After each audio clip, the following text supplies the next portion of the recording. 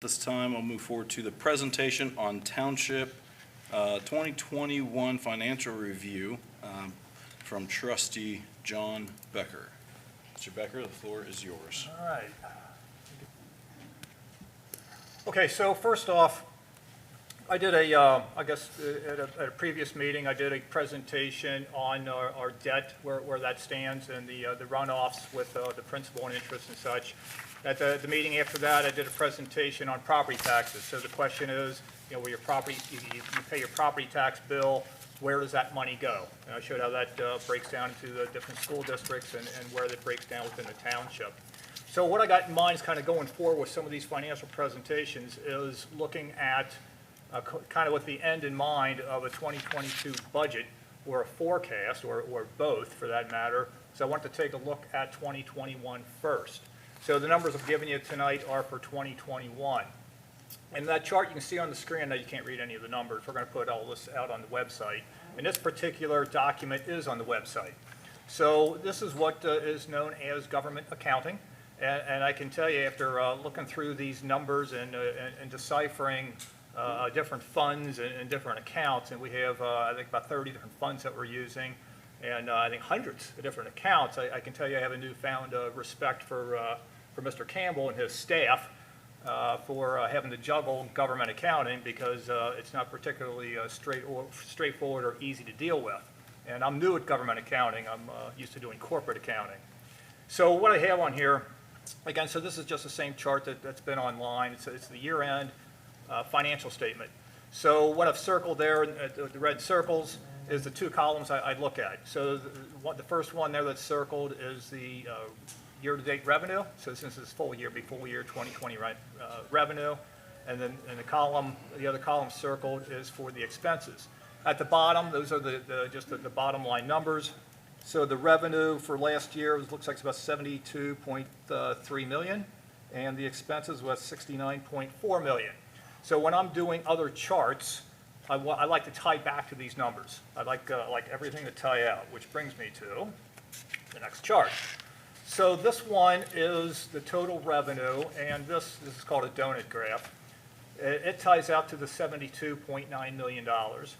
So I highlighted in there, and it's a little bit busy, what's what. So over on the far right-hand side, you see pass-throughs, $29.3 million, which is about 40% of all of our revenue. So I guess the biggest example of a pass-through we have is related to that some of our debt instruments. One of them called a bond anticipation note. So that is something that we renew every year, and government accounting requires that we count that as revenue when we sell the bond and an expense when we renew the bond. Well, if you think of that as a home mortgage, you don't do it that way. Government accounting, we do it that way. So that's an example of one of the pass-throughs and what I call noise in the data. And then following that, you got property taxes for revenue, TIF revenue after that, and so on. The next slide takes the noise out of the data. So you take out those pass-throughs, and what do you got left? You got property taxes being kind of that lower left corner is the biggest piece of it. It's nearly 50% of all of our revenues in 2021, which is $21.3 million. And at the very top of the donut chart there, you see the TIF revenue, our second biggest revenue item. 34%, about a third of all our revenue, after you take the noise out, comes from TIFs. That's $14.8 million.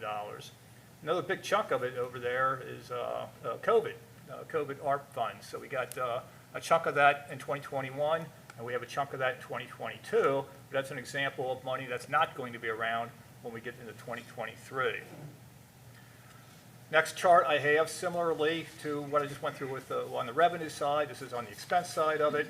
And this is the full amount. This chart ties out to the first chart that I showed you with the government accounting. This is $69.4 million and the breakdown of it. So over on the right-hand side, that big blue portion of it, those are the pass-throughs. Again, the biggest example of that is the that bond anticipation note is about $23 million that we renew every year. So that's 26, those pass-throughs are total of $26.8 million. It's almost 40% of the total. So other big expenses is the salaries and benefits, and then the debt service. And this is the last chart that I have. So again, this takes the noise out of the data. So you remove those pass-throughs, and you're looking at real numbers. What do you got?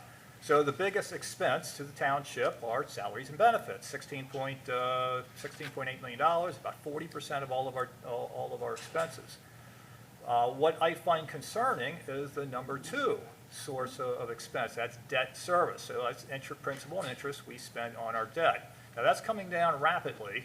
So when I do these numbers for 2022, it's going to be substantially less than the $6 million we have on there now, and less than 14% of total expenses. So the takeaways from all these slides is on the revenue side, property taxes is the number one revenue source, followed by the TIF income. And on the expense side, salaries and benefits is the biggest expense, followed by debt service. What I may do, and I'm kind of calling this a dry run, I've been kind of easing into these finance reports because I'm trying to understand government accounting because it is very new to me. I'm going to call this kind of a draft because I'm not sure that I'm always interpreting the numbers correctly. It all ties out in total. I might have some of the categories that are off. I might be going forward, I'm interested in doing something like a TIF runoff schedule, because some of our TIFs, again, that's the second biggest revenue source. Some of them are renewable, some of them are not. So I want to look at that runoff schedule to see, how concerned do we want to be and when, and also that bond anticipation note. We talked about, when I covered that presentation, we talked about the LIBOR rates, what that was tied to. So I looked up today's LIBOR rate, it's 2.67. That bond anticipation note is 3.9. So the problem is going to be when the LIBOR rate hits 3.9, and it's getting there quickly, we're going to have some decisions to make. And our administrator has a meeting, I think, in the next week or two with a gentleman that can help advise with that. So to put that in context, how quickly LIBOR is going up, in April, at our April meeting, it was 2.28. At the March meeting, it was 1.38. So again, it went from 1.38 to 2.28 to 2.67. So that's something that continues to concern me. With that, are there any questions for me? John, thanks for putting that on very much. This took a lot more time than I expected. I wasn't planning to put as many hours into this as I did. Well, it's fortunate that you did. I mean, good catch by watching the LIBOR rate. So you started saying it was in the twos. So my memory is triggering that it was about half that previously. So that is very fast, and you've introduced that as a key performance indicator. So that's great. The TIF, the 14 million in revenue, I think that's a smart decision, which you're wanting to chart and look at, because it's my understanding that about 2032, 2033 is where about $8 million of residential TIF revenue falls off. So that $14 million will drop down significantly. So again, it's the long-term planning, the strategic planning that aligns with the actual budgeting here to be set up for success down the road, and that's less than a decade out. Really, when you look at it, look at where we are from today for actual planning purposes, because it takes time to get the infrastructure in place to get a legitimate plan in place.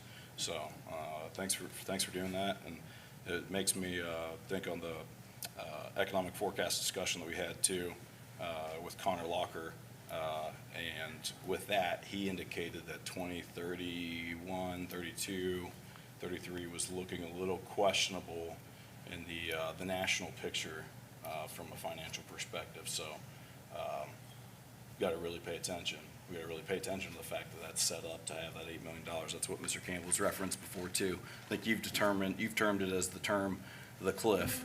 So, yep. So so we're looking at a loss of $8.5 million. Is the residential TIFs, the law is that you can't renew those. So that is a revenue loss that we won't be able to redo. That's more than half of our TIF revenue. Tax incremental financing. So it's a tool that the township has utilized in the past as far as providing an alternate form of revenue to basically steer away from property taxes. So there's a lot more strategy to go behind it or to build around that for the future. But that's kind of where would be building that infrastructure from the ground up right now and today, as far as looking at where the township is today and what the short-term, mid-term, and long-term range is. So, thank you, Mr. Becker. No further questions, board member? Just one, Mr. Becker, thank you again for putting all this together. The 5.6 million, which is 13% of the expenses, that's the other category? I assumed is that other, because I don't see any other category on there, that's our, would also include like road paving, salting the roads, winterizing, is that, would it be included in the other? I'm probably better off deferring that question to Mr. Campbell, because Okay. there was a whole lot in a category called other, and I did a lot of extraction to try to minimize that category, and it was still a big category.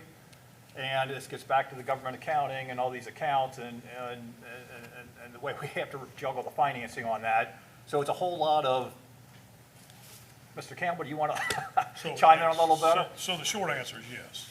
So in governmental accounting, the way it works is there are charts of accounts and tables that are built in to the way we do what's called cash basis financing. And that's the way we track our expenses and revenues. But to answer your question, the short answer is yes. So you have like the salt that we put on the roads, the road repaving, maintenance on the trucks, those kind of things that we do is in the other.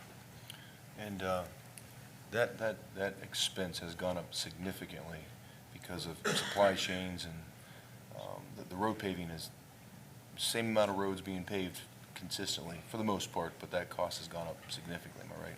That's correct. Yeah. Blacktop has really went through the roof with they use oil to bond the blacktop, so it's fossil fuel, gasoline. So all that's went up drastically. Thank you, Mr. Becker, appreciate it. And Mr. Becker, the TIF and property on the expenses excluding pass-throughs, the 5.5 million. Yeah. Did you have any, I don't believe you had any deep dive on that 5.5, but it would be my understanding that that 5.5 is essentially applicable to salaries and benefits as well. So even though you may be capturing here salaries and benefits at 16.7, is it fair to say that the 5.5 million is being captured under the TIF and property expenses, but it's, could also be, If I was able to identify salary and benefits, I put it in the salary and benefits category. That's the kind of stuff I was looking for. Yeah. Where I have what I call TIF and property, because if we did a property acquisition, I kind of threw it in that expense. I was initially trying to kind of break those out as two different things, and a lot was, because I was looking through the reports, it was kind of confusing to me exactly what was what. So I thought it was better just to kind of lump them together. Okay. So that's why I call it TIF and property. So acquisition would be part of that. okay. So again, it's part of the issue with government accounting. When we sell a property, that's counted as revenue, which, is kind of just part of the noise that's still in the data. Okay. Okay. There'll be more to come, I'm sure, and more to come on, again, Susan's kind of falls in line with items I've talked about as far as Township Administrator's operating budget that's presented, that's public facing, and strategic planning and how we put things together moving forward. So it's fantastic. So, Mr. Becker, appreciate the legwork ahead of time on all these actions. More to come in the future. Good to go.